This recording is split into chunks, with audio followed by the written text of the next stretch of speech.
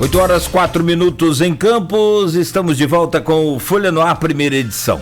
Eu sou o Cláudio Nogueira, esta é a Folha FM 98,3, hoje conosco a Aloysio Abreu Barbosa, onde nós temos aqui o convidado, o médico psiquiatra Flávio Mussa Tavares, e nesse bloco agora, gostaria de chamar a sua atenção, você que está em casa acompanhando a gente, ou no trabalho, ou no home office aí também, né, sempre ouvindo a Folha FM.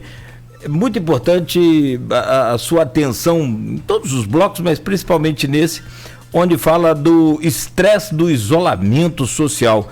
Não é, Aloysio? É um assunto pertinente a todos. Alguns lidam muito bem, eu conheço gente que está adorando essa história de home office, confesso a você que eu achei que era difícil, mas tem gente muito próxima a mim que está adorando essa coisa de home office. Eu tenho extrema dificuldade, eu acho que a maioria tem, enfim, mas é um bloco muito interessante, porque o assunto é com o doutor médico psiquiatra Flávio Mussa Tavares. Aloysio.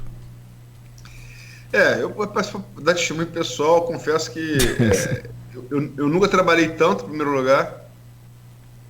É um ritmo de eleição ou de Copa do Mundo. Eu estou trabalhando igual, sei lá, cerca de 12 horas por dia, todo dia, inclusive ontem, domingo. Não estou tendo tempo para ver Netflix, como a maioria das pessoas, não estou tendo tempo para... E uma coisa particular que, rapaz, eu nunca tinha parado para pensar nisso, mas Kant dizia, filósofo alemão, que o inferno é impossibilidade da razão, né? Eu faria um adendo a Kant. O inferno é uma realidade sem botequim. Porque não ter botequim é um negócio que... Eu nunca tinha parado para pensar num mundo assim, mas é um mundo muito chato, cara. É um mundo muito chato. Mas, enfim, Flávio, vamos aqui às perguntas nesse bloco. Estamos aqui no grupo, feitas ontem. O Nino Beliene, jornalista de Itaperuna, Cardoso, Italva, terra de Cláudio. Como estão os casos da questão do estresse, né? Estresse do isolamento, que é mundial. Como estão os casos do surto, suicídios, brigas, suicídio você já falou, brigas familiares em tempos de confinamento? O que você sugere para que seja feito? Eu até fiz um áudiozinho para você alguns dias atrás. Eu acho que as famílias têm que se unir pelos aplicativos, né? Eu tenho muitos filhos, quase todos casados, com suas famílias. Então, nós temos horários em que nós fazemos assim, reuniões. Eles que usam o aplicativo, como todos têm Facebook, eles acham mais fácil, porque é mais simples para as crianças usarem, o Messenger. Então, o Messenger faz várias ligações, fica na tela, assim como nós estamos usando aqui o Skype. O Zoom também é parecido, mas o Zoom é um pouco mais sofisticado, uma qualidade muito boa de som. Mas no Messenger eles gostam porque eles se fantasiam, tem umas coisinhas que eles se fantasiam, então fica uma brincadeira. Então a reunião de família dura entre 40 minutos e 1 hora, alguns vão se cansando e vão saindo da chamada, mas assim, as famílias podem se reunir não só para reuniões, como para almoços coletivos, quando se coloca, por exemplo, os celulares diante da mesa em algum equipamento que segure o celular, e as famílias combinam no domingo, por exemplo, fazer o mesmo almoço. Um exemplo, macarrão com galinha. Aí todo mundo faz macarrão com galinha e todo mundo diz, tá gostoso, e é um almoço coletivo. Então, assim, são formas de driblar esse isolamento, né? Se fôssemos em outros tempos, não teríamos essa tecnologia, né? Eu me recordo muito bem que eu gostava muito de filmes de ficção científica na minha adolescência, e a gente assistia aqueles astronautas, aqueles viajantes do espaço, em comunicação com a família por telas, né? E eu assim, nossa, que interessante, ele está lá no espaço, mas está conversando com a esposa, com os filhos, através de uma tela, né? A gente que só tinha o telefone preto, né? De disco, via as pessoas conversando pela tela, como estamos fazendo agora. Então, assim, o futuro chegou, evidentemente chegou dentro de circunstâncias muito constrangedoras, né? Que é o medo de uma contaminação, né? Voltando à questão das ansiedades gerarem doenças, os portadores de transtorno obsessivo compulsivo, que são aquelas ideias intrusivas, muitas delas de contaminação e de repetição, eles também aplacaram um pouco a geração dos seus transtornos por causa do geral. Então, assim, o peso geral diminuiu o peso individual. É uma observação minha e que eu já li também através de outros colegas que estão cuidando disso, né? Desses fenômenos. Outra pergunta aqui do Marco Antônio Rodrigues, nosso companheiro aí da Folha FM, Cláudio, que está trabalhando também de home office. É uma pergunta que muito se fala até em termos de piada, mas também de maneira séria, porque chegamos a um ponto que a monogamia mosaica está sendo imposta pela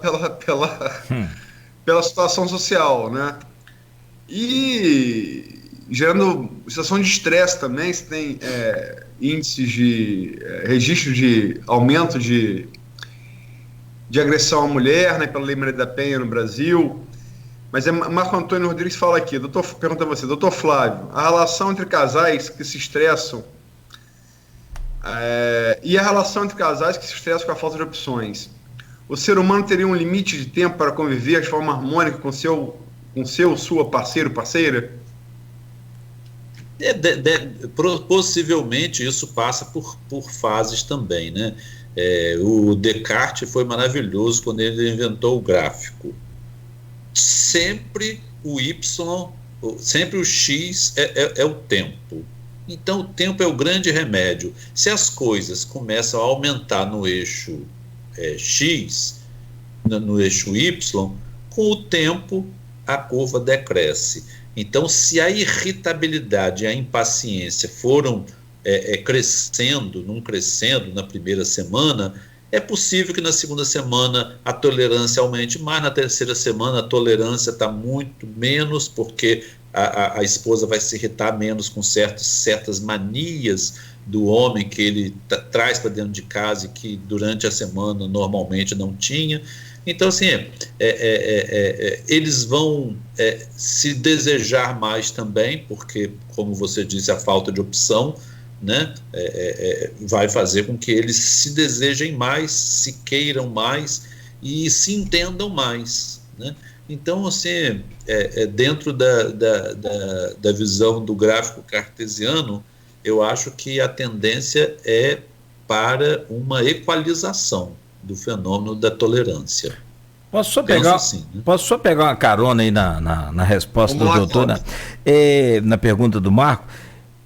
Existe alguma diferença? Hoje em dia até acho que nem cabe muito isso, mas antigamente a mulher ficava muito mais em casa e, né, o homem que saía muito. Existe alguma diferença, doutor Flávio, em relação à facilidade em aceitar o convívio tão próximo assim por parte da mulher e do homem? Ou seja, a mulher seria mais fácil aceitar do que o homem aceitar esse tipo de convívio assim? Realmente isso é muito difícil, porque o perfil do caçador, provedor, né, é lá da pré-história, né? E sim, a mulher daquela cuidadora, né, do seu ninho. Evidentemente que o século XX, né, derrubou tudo isso, né?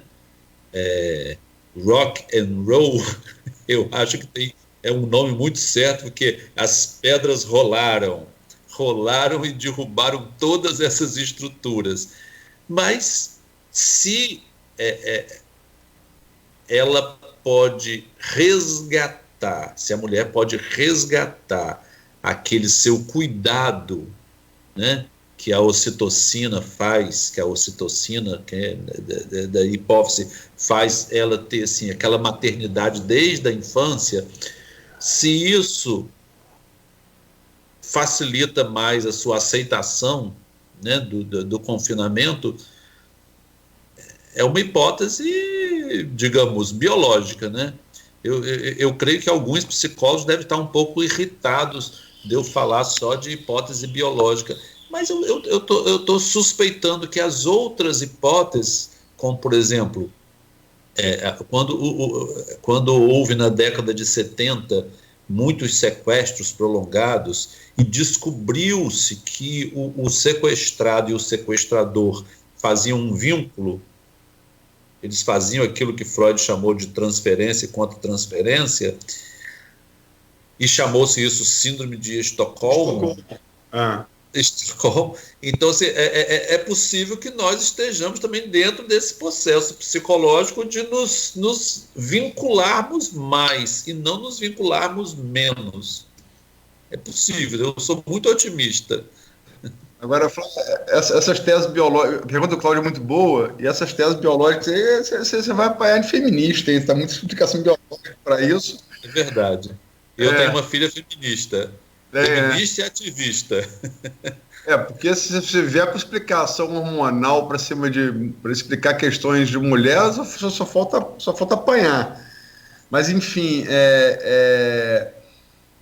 quem a gente falou que historiadores, falou do Hobsbawm, falei do Brodel, quem atua muito nessa área dessa junção de história com biologia é um historiador contemporâneo, né, que é o israelense Yuval Noah Harari.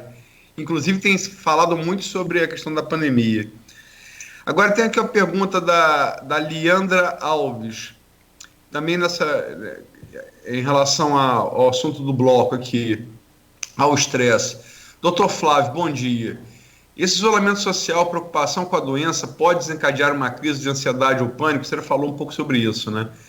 Tenho TAG e tenho medo de que isso faça cair minha imunidade.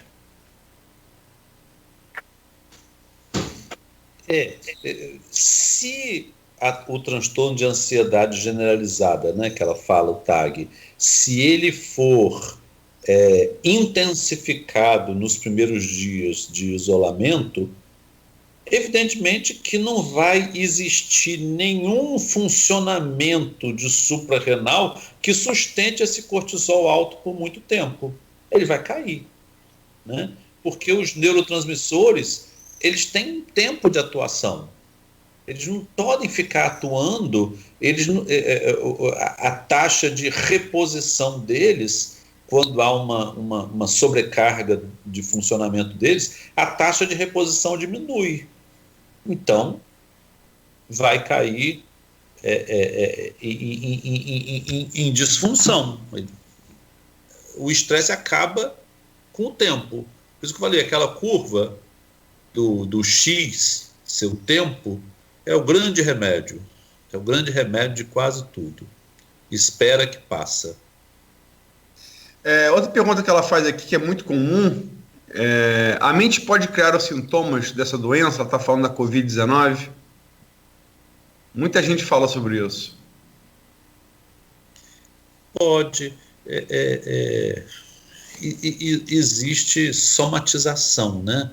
A somatização, a pessoa lê quando um indivíduo ele tem assim um interesse muito grande pela medicina, e ele vai lendo e vai buscando no Google e outras fontes, vai buscando detalhes, ele vai induzindo a formação dos sintomas. Então as pessoas sentem gosma, sentem dificuldade de deglutição, sentem taquicardias súbitas, sentem dispneia, e a dispneia é um sintoma interessantíssimo, porque o pulmão ele tem dois comandos, né? Ele não é como o coração.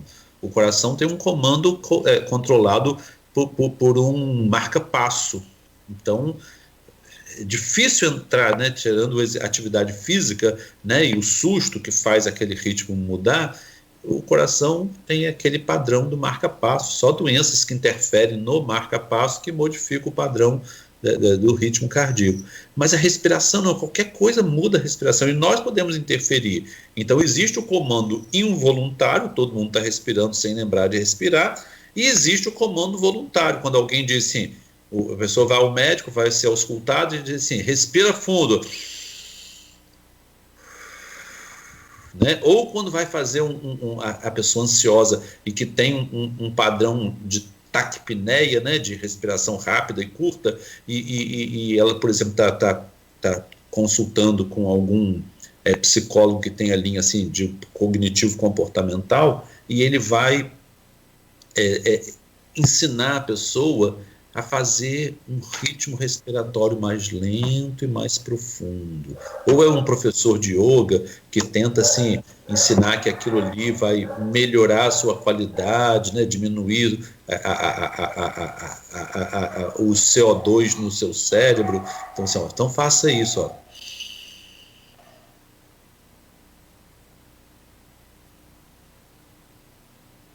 Três tempos. E nesses 3 tempos você pode introduzir algumas palavras que podem ser assim, a forma de você ficar ligado na respiração.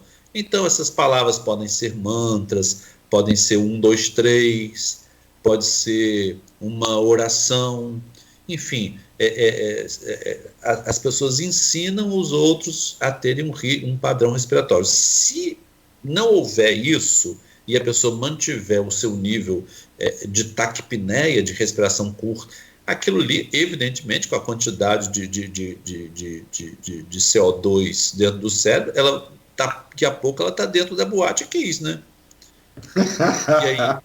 E aí ela começa a passar mal, né? Porque está respirando mal. Né? Você citou, Flávio, aquele vídeo que você gravou, foi vinculado aqui no blog. Você gravou conselhos para tornar suportável o isolamento, foi no dia 31 de março. 13 dias atrás. Tem aqui a pergunta também feito também no grupo de WhatsApp, do Luiz Henrique Guimarães.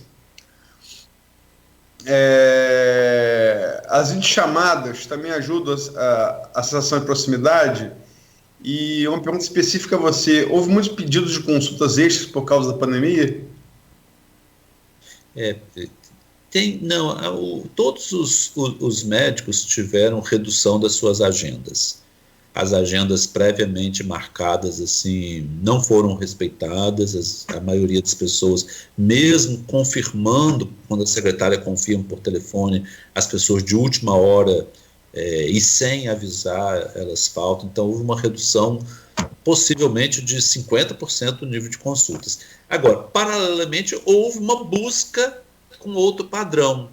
Pessoas que necessitam apresentar, por exemplo, para as suas empresas, uma justificativa de falta, ou porque elas foram convocadas para uma linha de frente, aí vai entrar a questão dos médicos, enfermeiros e psicólogos, talvez seja para outro bloco, que foram convocadas e não se sentem preparadas para esse tipo de serviço. Então, procuraram algum tipo de médico, ou pneumologista, ou psiquiatra, ou cardiologista, para justificar. Né? Eu mesmo tive que procurar o cardiologista porque eu aceitei um serviço na Unimed, naquele serviço que fizeram para atendimento de gripes leves e moderadas, eu só pude ficar um plantão ali, porque o meu cardiologista me proibiu: não, você tem 61 anos e é hipertenso, você não vai ficar nesse serviço.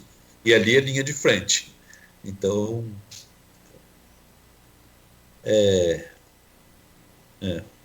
Tem aqui no streaming a Denise Gondim, que já falei aqui no comentário dela. Ótimo, Flávio. A restrição, a capacidade mental de enfrentar a falta e a condição da saúde mental. E começou a rolar aqui um debate, que a gente não vai poder entrar muito nele, mas que é muito interessante, sobre a localização do hospital. A gente falou uma pergunta do hospital de campanha. O Maurício Aguiar: bom dia. O hospital de campanha será construído em um local estratégico para melhor acesso à locomoção dos pacientes. Vale lembrar que o local foi escolhido depois de uma vistoria técnica do governo do estado do Rio de Janeiro. Foram dadas várias opções a eles, mas escolheram aquele local por ser de fácil acesso, estando também mais perto de todos os hospitais filantrópicos, que podem servir de apoio. O argumento que eu concordo, que, rapaz, essa coisa também de você estar em isolamento, tem gente que não tem o que fazer, fica no WhatsApp criando teoria da conspiração, né? E houve uma resistência da área do entorno, da Vasa, em relação ao hospital. E apoiado por muita gente, os famosos tios e tias do WhatsApp, né? Apoiando isso e tal. Ao que a Denise Gondim aqui tem um argumento que me parece definitivo. Então tem que retirar todos os hospitais das áreas centrais de Campos. Óbvio, né? Exatamente. Mas, enfim, tem perguntas aqui também feitas no grupo. É uma pergunta boa aqui para você, Flávio, da Dora Paula Paz, jornalista, que é outro problema que tem sido muito frequente, porque você falou dos avós, mas também as mães e pais estão sendo obrigados a conviver com as crianças em casa o tempo inteiro, né? E ela pergunta aqui, como lidar com as crianças? Estão com tarefas isoladas. As que acompanham as notícias estão silenciosas e não raro emotivas. O que os pais devem fazer? Pergunta para o Dr. Flávio. Eu acho sim que se os pais sentem que eu tenho uma neta que está sobrecarregada com tarefas escolares, meu filho disse que ela fica 5 horas por dia no computador. Eu não acho justo uma escola justificar o pagamento da mensalidade sobrecarregando os adolescentes, justamente naquela oportunidade que eles estão tendo de se conhecer, das famílias se conhecerem e viverem seus conflitos e resolverem seus conflitos, porque vivenciar conflito, Denise está aí, pode me confirmar, vivenciar conflito é resolver conflito, né? Porque não se pode resolver conflitos sem vivenciá-los. Então é enfrentando, abordando, dialogando que nós vamos superar, né? Então as famílias estão se resolvendo. As famílias conflituosas estão se resolvendo. Você disse teve até umas brincadeiras desses memes, né? Que você falou sobre a monogamia. Homem encerra relacionamento extraconjugal porque descobre que se apaixona pela esposa. Ele não conhecia a esposa não conhecia ele, passaram a se conhecer e se apaixonaram, né? Então, assim, os pais estão entendendo os filhos estão entendendo o pai está entendendo. Então, a superação do conflito pode ser por um constrangimento também, né? Estão todos presos juntos, né? É igual as famílias sequestradas. Quantos de nós vimos tantos filmes de famílias sequestradas que tinham conflitos enormes e que durante aquele confinamento do sequestro, vários conflitos sociais são resolvidos. Gostaria até da opinião de Denise Gondim sobre isso. Denise Gondim, eu não conheço, ela é o quê? Professora? Ela é o quê? Ela é psicanalista. Psicanalista. Denise, que você se manifestar aqui no comentário. Agora, essa coisa que você falou, acho que anteriormente, a Europa nunca teve índices de suicídio tão pequenos quanto na Segunda Guerra Mundial. Porque é aquela coisa, se você tem um problema real, e vamos combinar que o nazismo foi um baita problema real, o nazifascismo, e como derrotá-lo, você não tem tempo para problema abstrato, né? O problema real ele te toma. Um suplanta o outro. O problema porque o pior problema é abstrato, porque o problema real ele tem uma solução real ou não. O abstrato não tem solução, ele é abstrato, ele pode não ter solução nunca, né? Ele se alonga. Agora, aplicado para o que você falou também em relação ao convívio, que o marido descobre que ama a esposa e vice-versa, e o pai descobre o filho descobre o pai, também tipo, não tem muita opção. Ou se descobre ou se mata.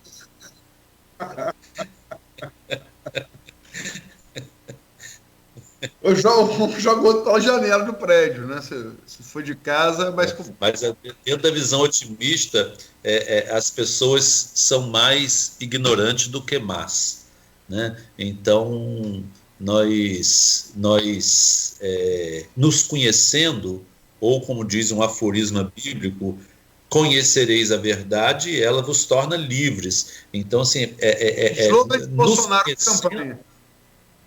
Epístola de Paulo, slogan de Bolsonaro na campanha. Mas ela veio antes, né? Então, assim, o autoconhecimento e o conhecimento um do outro é altamente renovador da mente e do espírito. Não, ela veio antes, foi Paulo, uma das epístolas de Paulo tá em Paulo, mas ela foi o slogan, inclusive com crédito ao apóstolo, de Bolsonaro na campanha: conheça a verdade e ela vos libertará. Foi um dos slogans de campanha de Bolsonaro, sobretudo entre o eleitorado evangélico.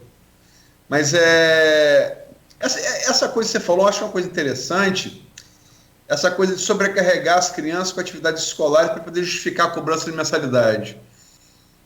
Você acha que isso tem ocorrido de fato?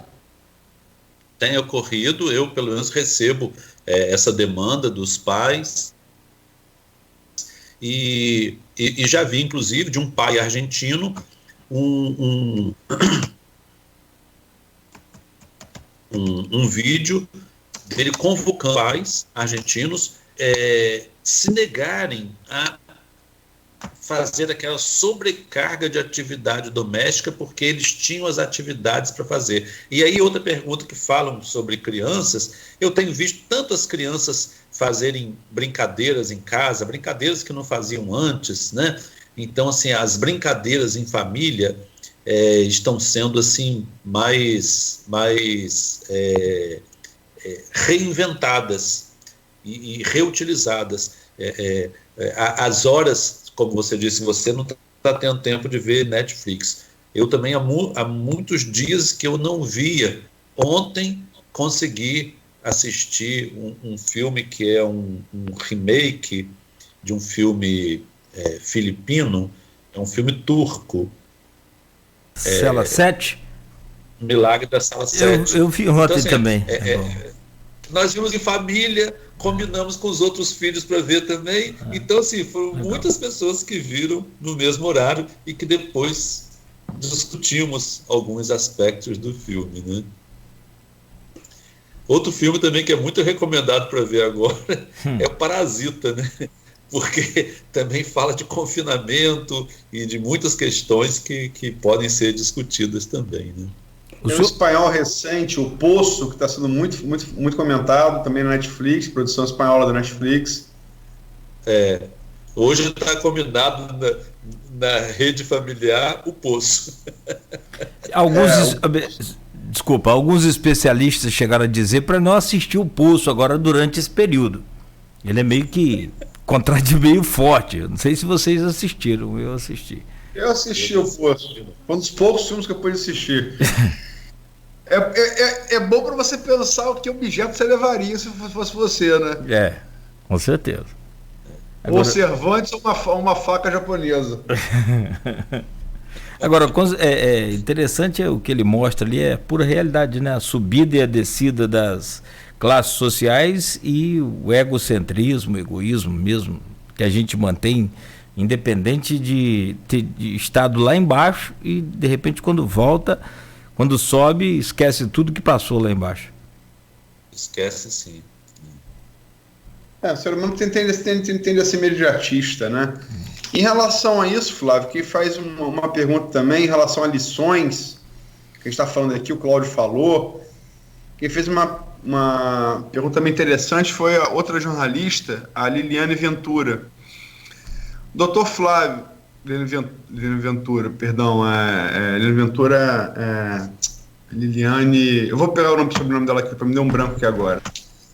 Vou fazer a pergunta primeiro. Doutor Flávio, outra coisa, eu falei que conhecer a verdade, ela vos libertará de Paulo, estava falando de memória, errei, é João 8,32. Mas, de fato, foi o slogan de campanha de Bolsonaro. Doutor Flávio, pergunta de Liliane.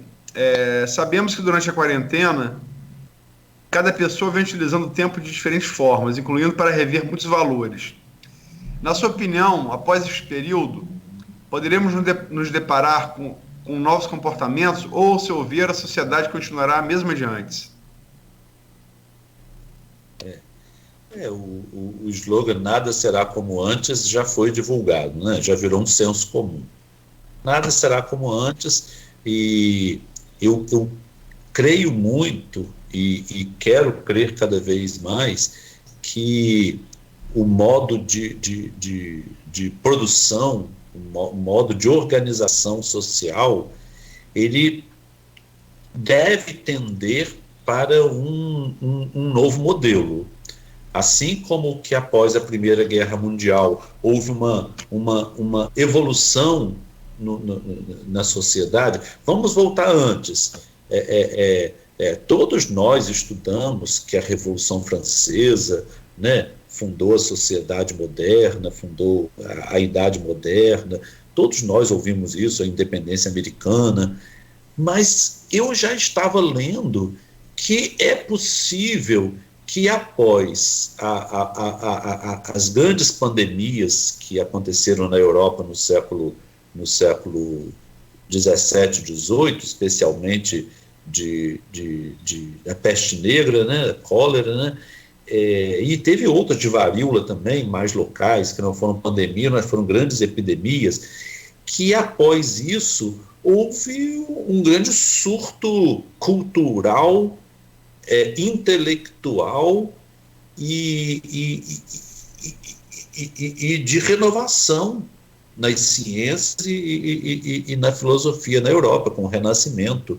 Então eu penso, claro que nós não vamos poder negar o valor da economia, da importância das grandes mudanças que a Revolução Francesa causou, né? Eu pessoalmente sempre fui apaixonado por estudar a Revolução Francesa, e quando a gente passava no liceu para o segundo grau, né? Aí era história geral, aí a gente ficava todo sentindo, agora eu vou estudar história geral, chega de história do Brasil. Então, mas quando a gente estudava a Revolução Francesa, aquilo era uma alegria muito grande de ver como que as classes pobres conseguiram, né, se tornar classes importantes, produtivas, reconhecidas, e não vou negar o valor disso, mas que o sofrimento pode ter amadurecido as mentes e os corações, os sentimentos.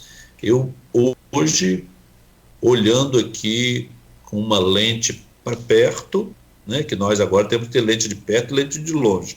Então, olhando com a lente de perto, eu estou acreditando que realmente tem uma importância, sim. Só para... pergunta da jornalista Liliane Barreto. Desculpa, Liliane, mas eu fiz a confusão com outra colega nossa, que é a Liliane Ventura.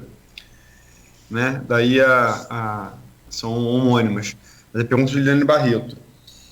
E em relação à Revolução Francesa, eu me lembro sempre de perguntar a Mao Tse Tung, líder da Revolução Chinesa de 1949, comunista, aliás, onde começou a pandemia. A segunda Revolução Chinesa, né?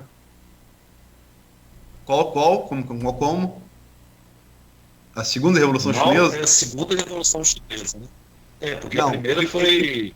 Ele liderou a primeira Revolução Chinesa, a Revolução Chinesa de fato, que é de 49, depois ele liderou a Revolução Cultural nos anos 60, que foi uma chacina. Não, antes de 49 teve outra também, a de Chiang Kai-shek.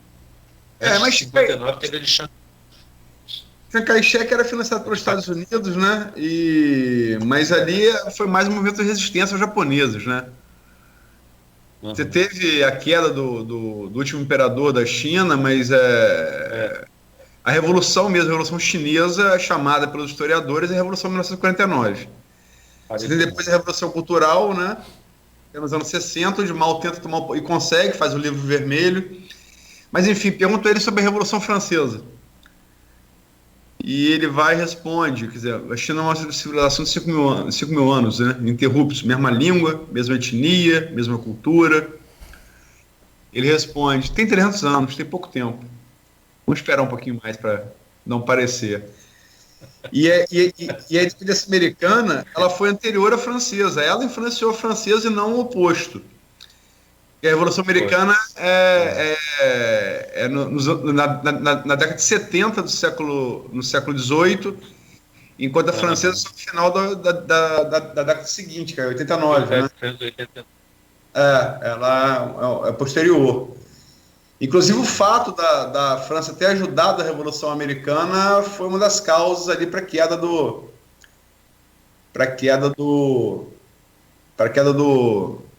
não chegou o regime na França, né? Fizeram dívidas e tal. Mas, Flávio, essa questão do estresse parece a questão central dessa entrevista. E a gente vai passar para o próximo bloco para a sua categoria que está na linha de frente, né? Como é que esse estresse também tem afetado. Mas em relação a uma última mensagem assim, que você deixaria para o público leigo, assim, que está mesmo isolado em casa, qual seria a melhor maneira de você evitar esse estresse, conviver com ele? Então, eu vou usar, infelizmente, me desculpem os que estão contra a linha biológica, eu vou tentar usar a linha biológica. Aprenda a respirar longamente, né? Aprenda a estabelecer pequenas rotinas, né?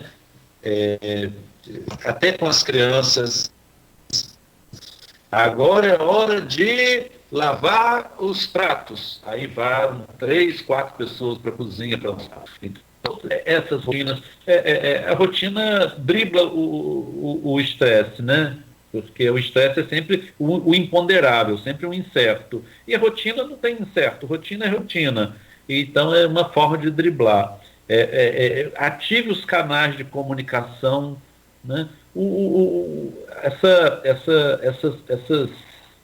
Estabelecer esses padrões que, inclusive, podem se tornar duradouros, né? Muitas pessoas assim que viveram o após-guerra, né, relatam que os padrões que elas assumiram durante a guerra foram mantidos durante muito tempo.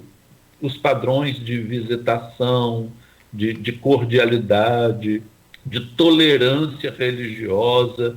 Tão interessante. Eu agora vou fazer uma coisa sobre a tolerância religiosa que eu estou achando que está aumentando demais nesse período. Todos nós sabemos que as irmãs da Santa Face, que moram ali no Jardim São Benedito, são hoje a referência de alimentação para moradores de rua e até para pessoas que vivem em comunidade e que estão indo para a fila para não só os moradores de rua. E eu sou diretor da Escola de Jesus Cristo, que nós temos serviço também de doação de alimentos. Estamos com dificuldade de manter o serviço no domingo, no café da manhã e no almoço. Então, nós terceirizamos, digamos assim, e estamos oferecendo os nossos recursos financeiros e alguns gêneros que são mais perecíveis, estamos oferecendo a Irmã Encarnação, que é a Madre Superiora lá do Mosteiro da Santa Face. E isso, nós estamos nos sentindo tão bem com isso. O diálogo interreligioso agora está sendo forçado muito mais pela dor do que pela intelectualidade. Então, a dor, a necessidade, o sentimento de empatia, né, de compaixão com essa loucura toda que está acontecendo, está nos constrangendo a dialogar com o diferente. E eu acho isso maravilhoso. Eu só vou hoje fazer intervalo, Cláudio. Aqui a Denise Gondim respondeu ao seu pedido, Flávio. Respondeu. Comentário. Sim, resolver conflitos com certeza enfrentá-los. A angústia nem sempre é negativa. Que bom. Obrigado, Denise. Vamos lá, Cláudio. Vamos sim. Bloco. Vamos sim, são 8h44. A gente faz uma breve pausa aqui com o Folha no Ar, primeira edição. E dentro de instantes a gente volta com o médico psiquiatra e extremamente de autoestima e que seja contagiante essa positividade, essa coisa bacana aí do Dr. Flávio Mussa Tavares, no próximo bloco com a pauta risco e receio da classe médica no enfrentamento ali nesse momento tão difícil que o mundo atravessa, que é essa pandemia do coronavírus. 8h45, rápido intervalo, o programa Folha no Ar, primeira edição, que você ouve aqui pela Folha FM e também, né, nas streams de vídeo, nas redes sociais, Face, YouTube, na nossa página, tem o oferecimento dos laboratórios Plínio Bacelar e Clínica Proteus. A Proteus, moderna empresa especializada